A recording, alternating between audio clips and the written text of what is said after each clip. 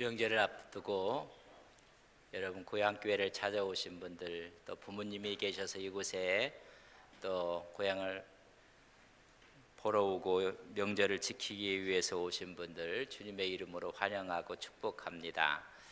오늘에 있는 말씀은 약속과 열심이라는 상관관계를 통해서 하나님께서는 약속을 얼만큼 중요하게 생각하는지를 우리가 알게 될 것입니다. 모든 사람들이 문제가 있고 또 어떤 돌파구를 찾기 위하고 새로운 도전과 새로운 것을 얻기 위해서는 우리의 갖고 있는 문제가 무엇인가 문제를 파악하기 위해서 많은 사람들에게 컨설팅을 하기도 합니다. 그래서 전문적인 지식을 가진 사람이 상담을 해주거나 의견을 제시함을 받게 돼서 그 컨설팅 결과를 통해서 우리가 새롭게 나갈 방향이 무엇인가를 알게 되고 방법을 찾게 되는 것입니다. 그렇게 해주는 사람들을 우리 컨설턴트라고 이야기합니다. 특정인 문제 또 분야에 관한 조언을 제공하거나 업무를 수행하는 전문가들입니다. 그래서 요새는 경영 컨설팅이라는 이야기를 많이 들었을 것입니다. 상품을 또 컨설팅 해주는 사람들도 있습니다. 입시를 앞두고 입시 컨설팅이라는 이야기를 쓰기도 합니다. 건강이 중요하기 때문에 건강 컨설팅을 받기도 하는 것입니다. 새로운 창업을 하는 사람들은 창업 컨설팅에 참여해서 배우고 익히고 또한 거기서 좋은 정보를 얻게 되는 것입니다. 목회 컨설팅 연구소도 있는 것을 아십니까? 그래서 건강한 교회를 세우기 위해서는 어떻게 하는가 컨설팅을 받기도 합니다.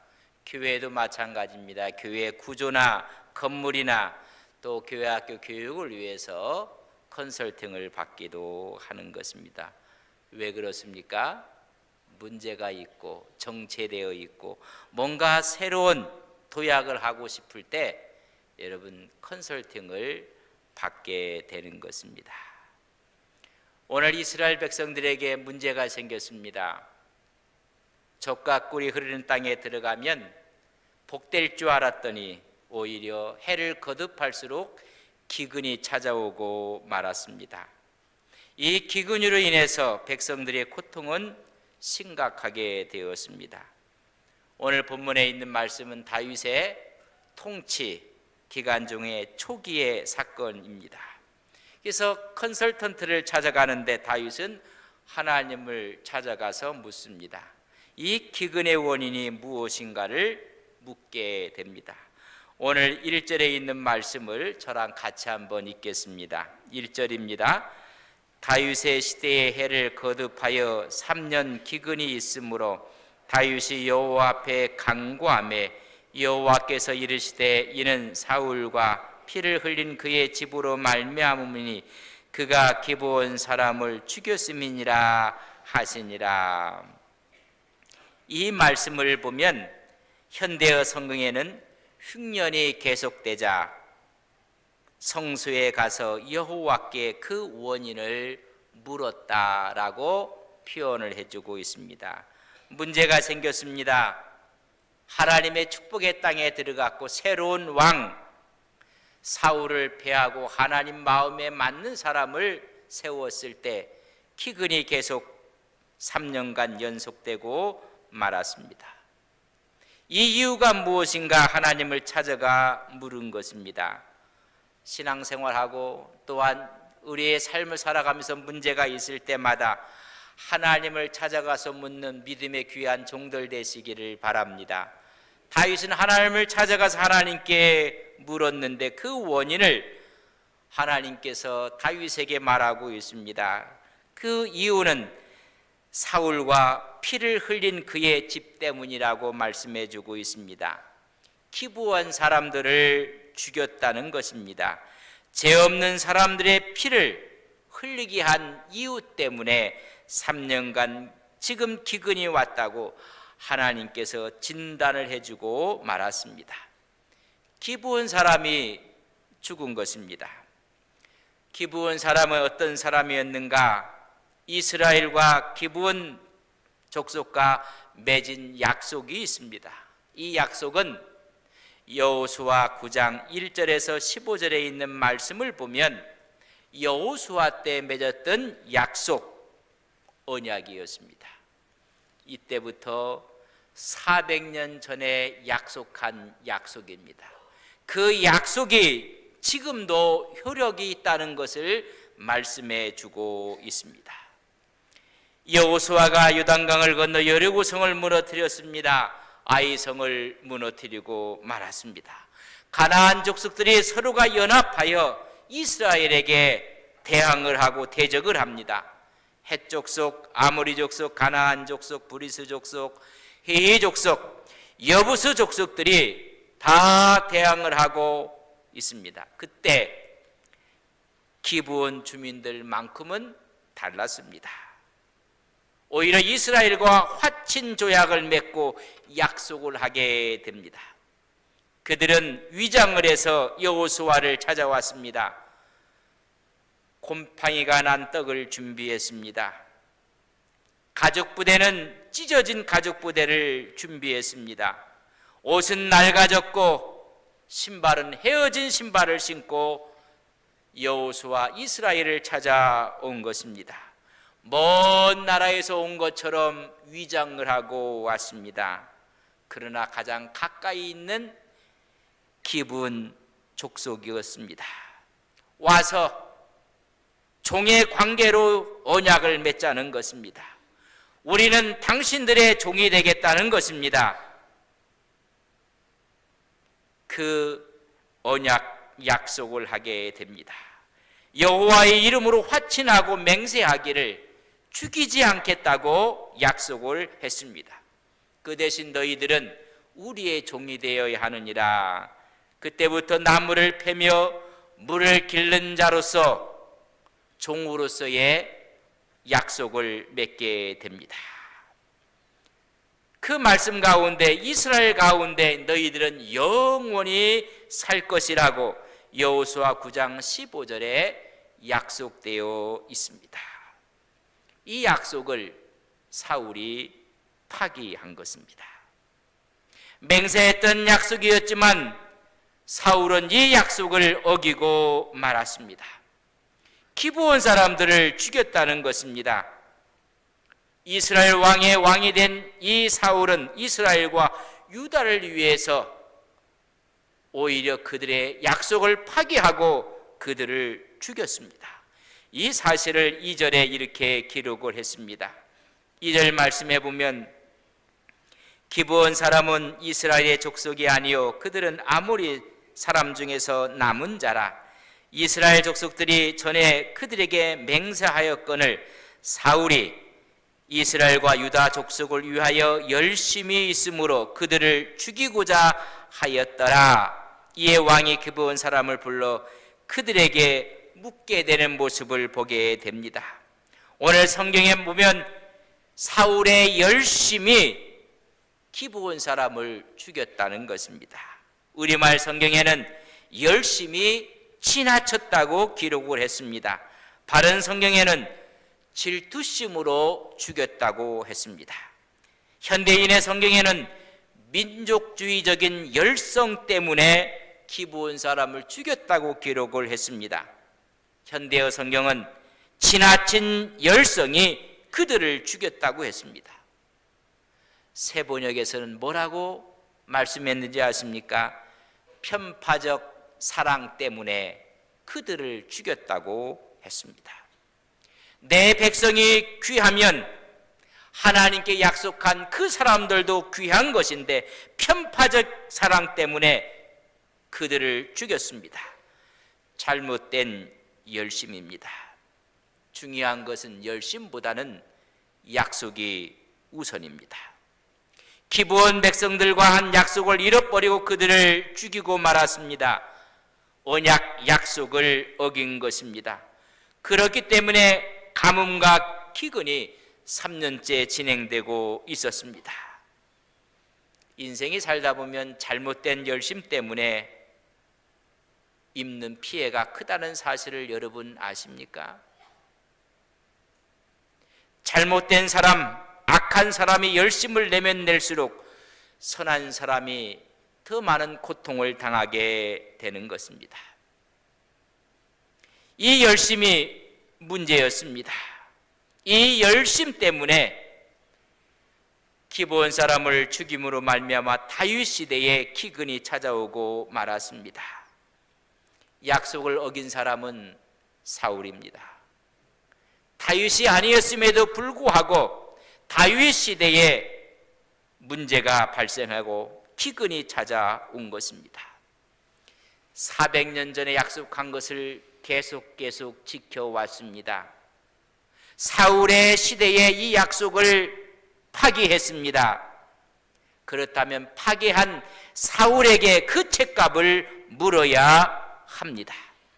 그러나 그 책값을 지금 다윗의 시대에 이스라엘 백성들이 당하고 있는 것입니다. 제가 여러분에게 묻겠습니다. 인생에 이루어지는 모든 역사와 생사화복은 하나님이 주관하신다고 믿습니까? 왜 그러면 사울의 시대의 기근이 아니라 다윗의 시대에 왔는가? 우리는 그 이유를 떠나서 이것도 하나님이 하셨다고 여러분 믿습니까?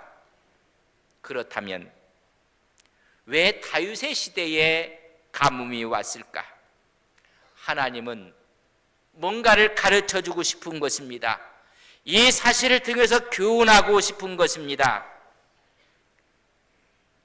하나님 편에서 볼 때 사울 왕은 가르치고자 하는 하나님의 교훈을 받을 자격이 없는 왕이라는 것이 드러나게 되는 것입니다.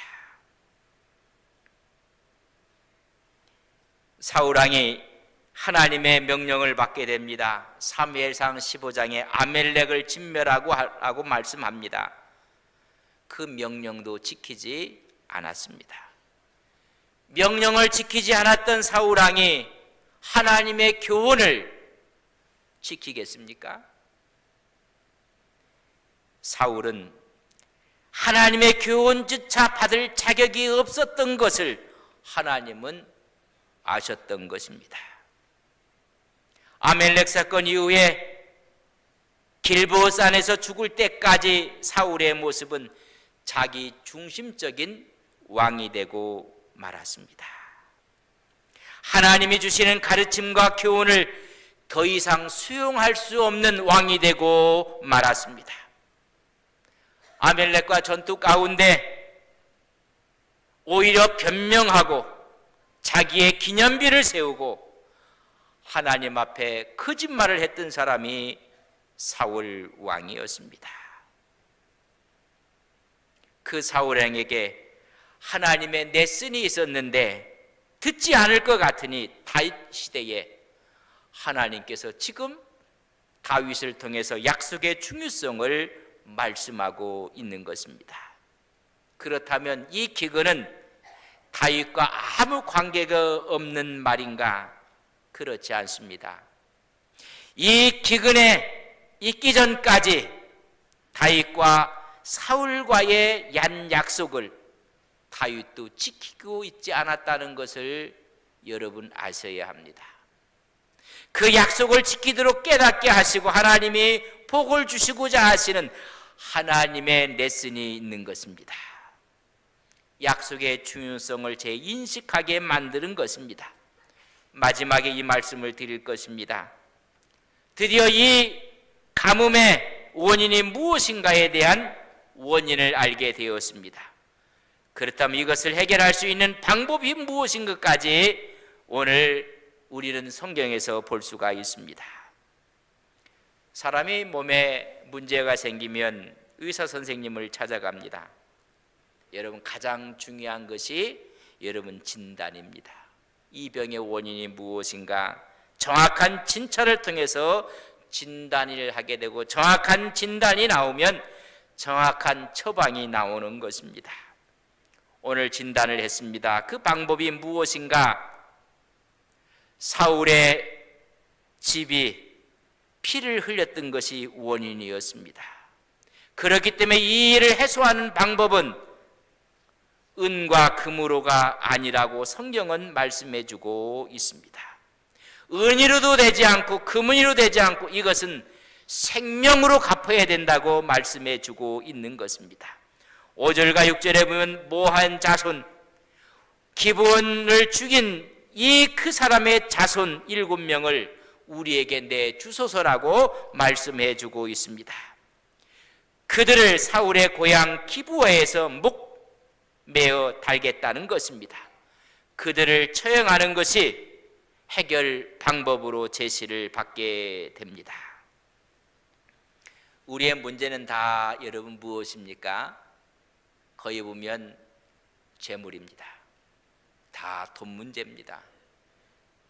오늘 기브온 백성들이 이야기합니다. 이 문제는 돈의 문제가 아닙니다. 은금의 문제가 아닙니다. 생명의 문제입니다. 하나님께 죄를 지었고 손해를 입혔고 사람들 사이에 문제가 있었을 때 갚는 방법이 속전을 지불하는 것입니다.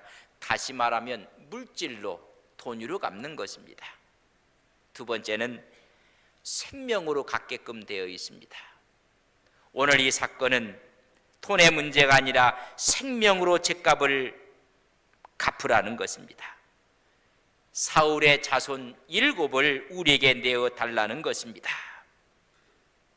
400년에 이루어진 약속이 시대를 거듭하며 오늘 사울 시대를 지나 다윗에게도 바뀌지 않고 유효하다는 것을 말씀해 주고 있습니다.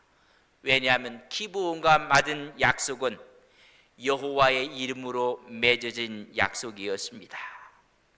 다윗은 사울의 잘못을 자신의 잘못으로 간주하고 받아들입니다.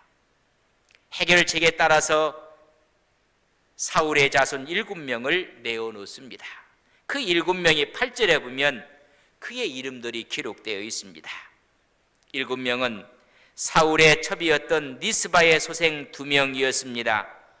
사울의 딸이었던 메렙의 소생 5명, 그래서 7명을 그들에게 내어놓습니다. 그들은 사울의 고향 기브아에서 죽게 됩니다. 약속의 중요성을 지금 말씀하고 있는 것입니다. 그들이 처형당한 후에 비가 와야 됩니다. 그러나 비가 오지 않습니다. 이제는 다윗에게 대한 약속을 하나님께서 묻고 있는 것입니다. 다윗에게 준 약속이 있습니다. 다윗과 사울과 사이에 이루어진 약속의 첫 번째 약속은 다윗이 지켰습니다. 요나단과의 약속입니다. 자기 목숨처럼 생각했던 사랑했던 사람 다윗과 요나단의 약속은 지켰습니다. 오늘 7절에 보면 7명을 내주는데 요나단의 아들 무비보셋을 아낌으로 기브온에게 내어주지 않습니다. 자기 아들처럼 거두고 왕의 식탁에 먹게 했던 사람이 요나단의 아들 무비보셋이었습니다. 그 약속을 지켰습니다. 두 번째, 사울과의 약속이 있습니다. 다윗과 사울이 약속한 것은 사무엘상 24장 21절부터 나오고 있습니다. 그 약속은 이런 거였습니다. 사울왕은 다윗을 죽이기 위해서 병사를 거느리고 다윗을 쫓아다녔습니다. 엔게디 광야에 다윗이 있다는 소식을 듣고 나서 그를 추격하고 그를 죽이러 갑니다. 그때 사울 왕이 굴속에 들어가서 티를 보러 들어갔습니다. 발을 내리러 들어갔다고 이야기해주고 있습니다. 근데 그 굴속에 이미 다윗과 다윗을 따르는 병사들이 그곳에 숨어 있었습니다. 사울 왕이 그 굴속에 들어왔을 때 사람들이 이야기합니다. 하나님이 준 기회입니다. 사울을 죽입시다. 왕을 죽이자는 것입니다. 말 그대로 사울 왕은 사자 입암에 들어간 것입니다. 다윗이 극구 말립니다. 하나님께서 기름 부은 자를 치는 것을 하나님이 금하셨느니라. 하나님이 기뻐하지 않는다는 것입니다. 그를 죽이는 대신에 그의 옷자락을 잘라 놓고, 그것이 내가 죽일 수 있었음에도 불구하고 죽이지 않았다는 증표로 삼았습니다. 사울 왕은 아무것도 모르고, 여러분,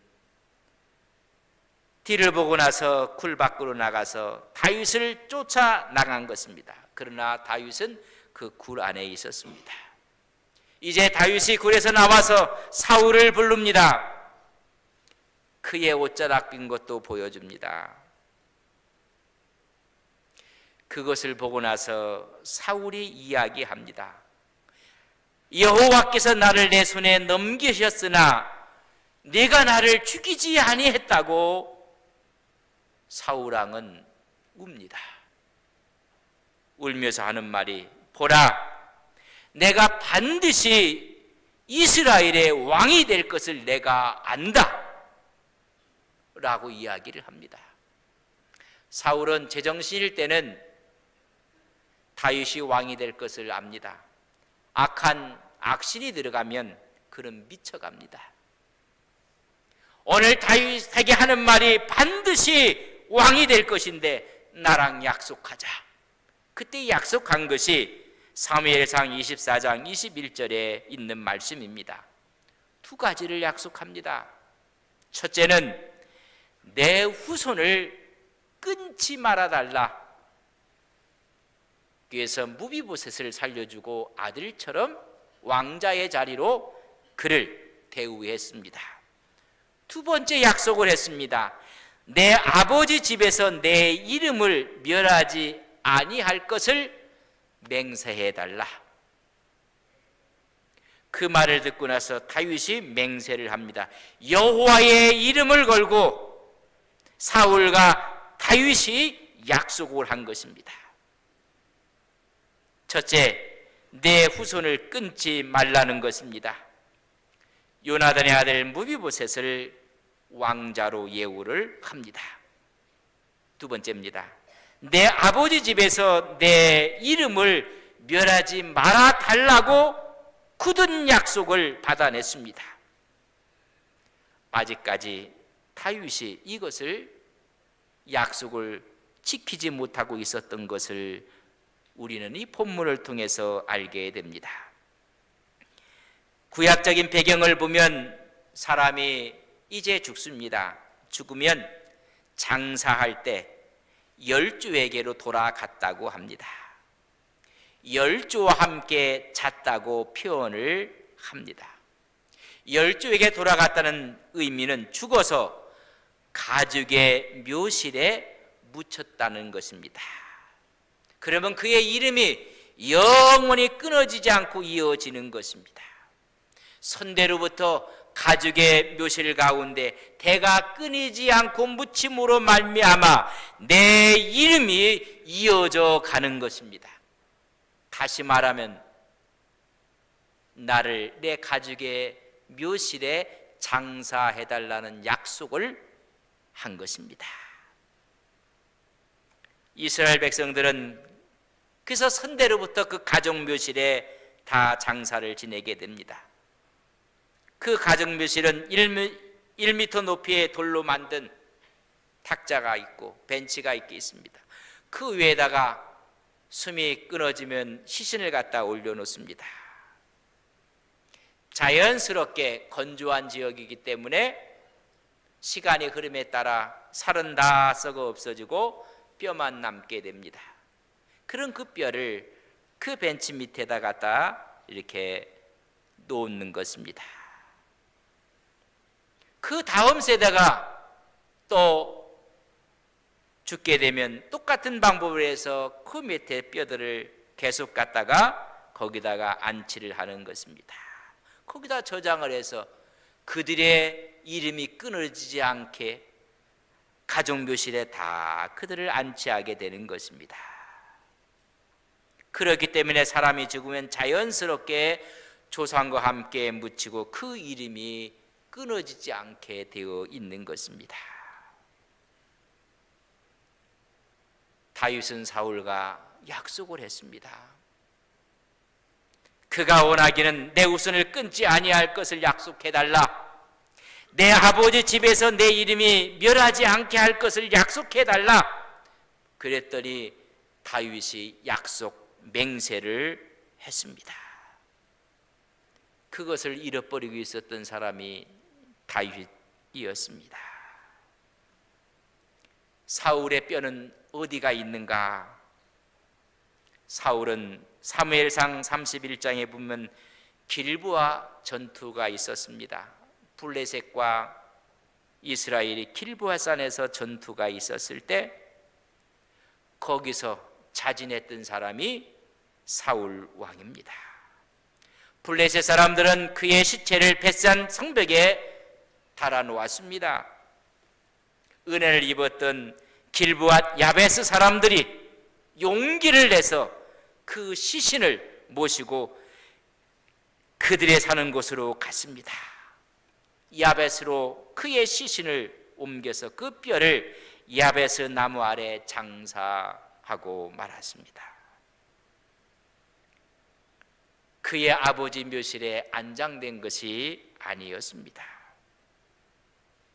하나님은 그 약속을 귀하게 보시는 것입니다. 그 사실을 깨닫게 됨으로 말미암아 베냐민 땅 셀라에 사울의 아버지 키스의 묘가 있습니다. 다윗은 그제서야 사울과 요나단의 뼈를 이제 베냐민 땅 셀라에 안치를 하게 되는 것입니다. 거기에 7명이 죽은 사울의 자손을 함께 안치를 하게 됩니다. 드디어 약속을 지키게 되었습니다. 오늘 21장 24절에 있는 말씀을 저랑 같이 읽겠습니다. 사무엘하 21장 14절에 있는 말씀입니다. 함께 봅니다.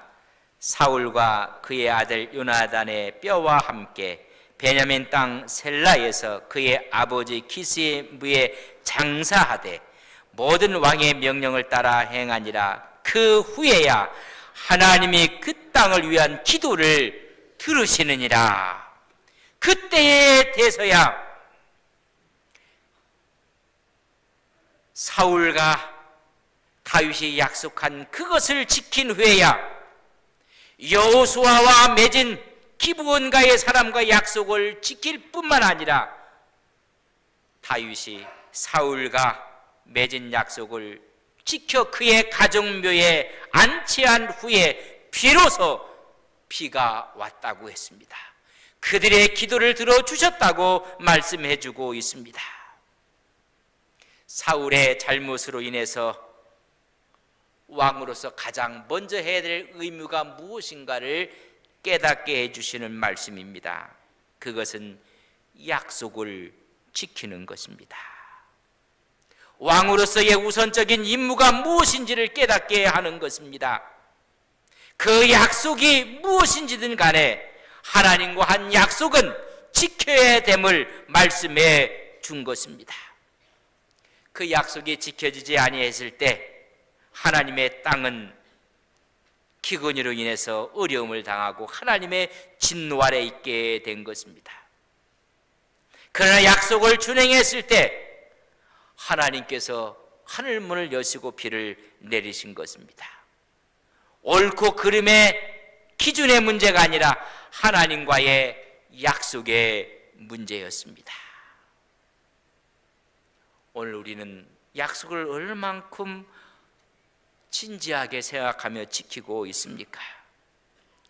사울이 지은 잘못이 무엇인지 아십니까? 이스라엘과 유다를 위해서 그럴듯한 조치를 내렸습니다. 하나님께서 진멸하라는 가나안 족속을 다 진멸하며 힘이 약한 기브온 사람들을 죽인 것입니다.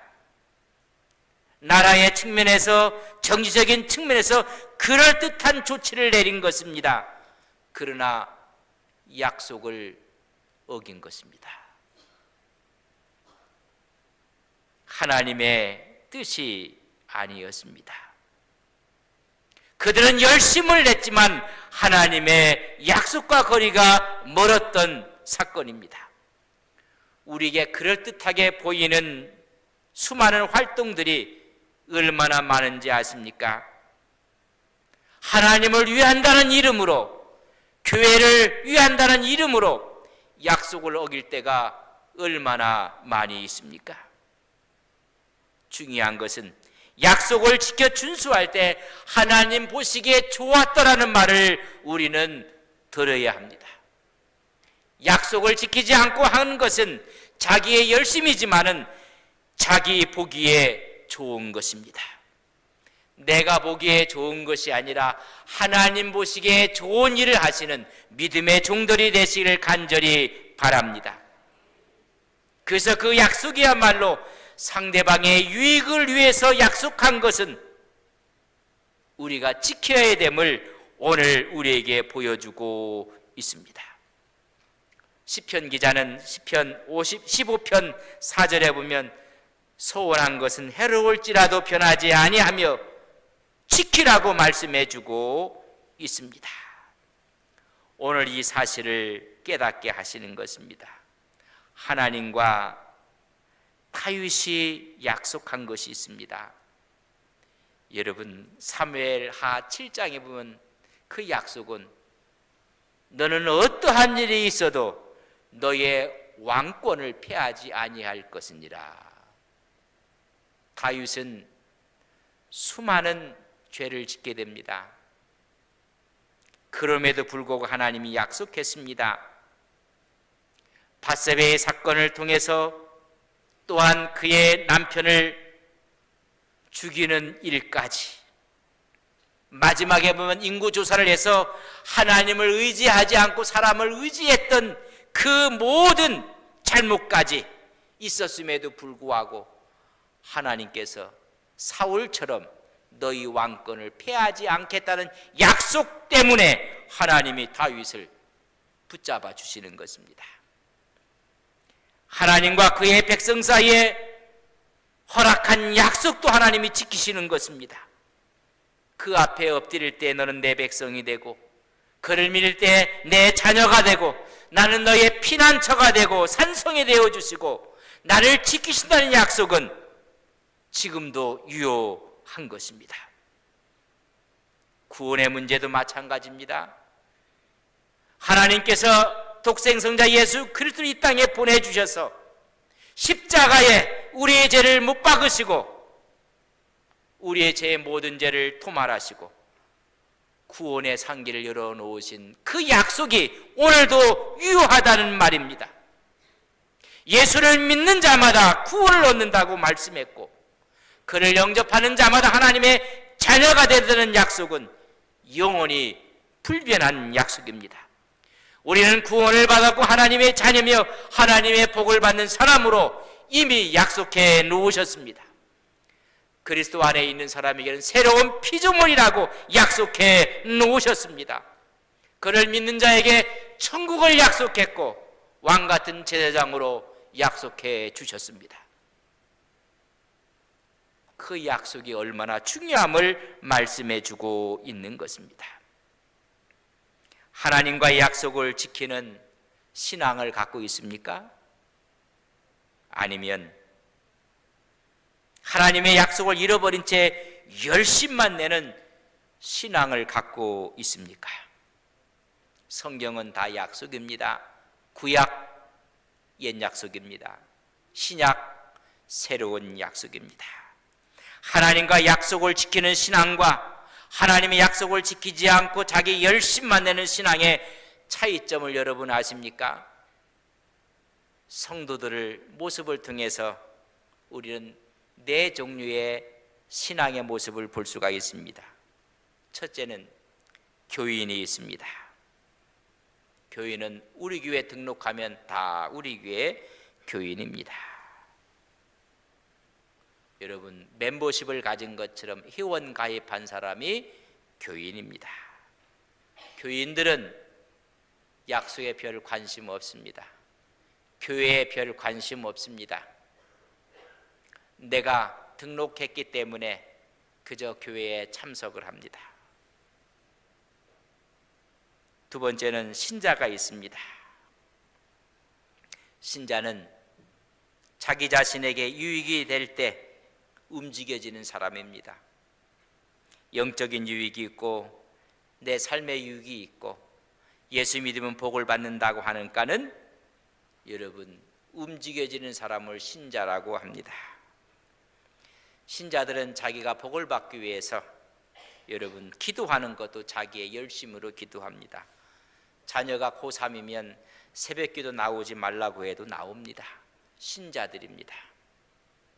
우리의 문제가 있을 때 그저 열심을 다하면 하나님이 들어주실 거야. 신자들입니다. 세 번째는 성도가 있습니다. 구별된 삶을 삽니다. 하나님의 가치가 무엇인지에 관심이 있습니다. 주님을 닮아가려고 합니다. 하나님의 약속을 바라보며 가는 것입니다. 이제는 정말 하나님 나라를 따라 살아가는 제자가 있습니다. 책임의식을 갖습니다. 여러분 약속에 대한 책임의식을 갖는 것입니다. 하나님 나라를 실현하고 그 나라를 위해서 헌신하고 그 나라를 위해서 희생하는 것입니다. 약속의 하나님을 바라보는 것입니다.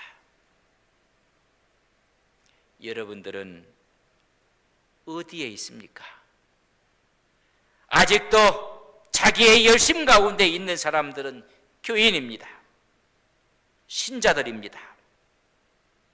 상황에 따라 예배도 참석할 수 있고 예배를 건너뛸 수도 있습니다.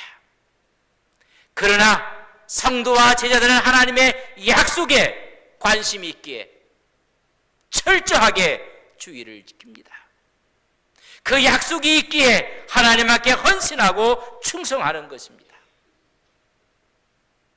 이 약속이 얼마나 중요한지를 오늘 다윗에게 레슨하고 있는 것입니다.